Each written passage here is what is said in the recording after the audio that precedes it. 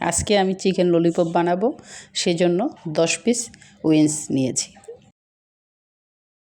গোলমরিচ হাফ চা চামচ, আদা রসুন হাফ চা চামচ, ডার্ক সস 1 চামচ, সয়া সস 1 চামচ,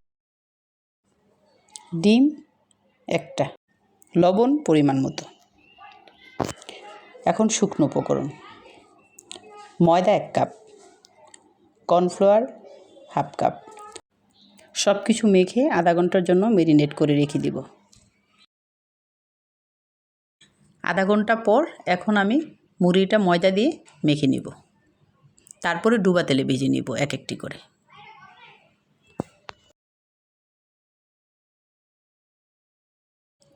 বাদামি কালার হলে আমি একটা প্লেটে সবগুলো উঠিয়ে নিব।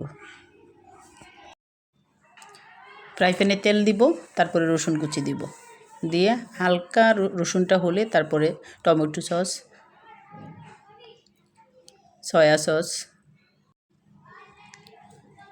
পরিমাণ মতো একটু লবণ, হালকা গোলমরিচের গুঁড়া দিয়ে তারপর আমি ললিপপগুলো দিয়ে দিব।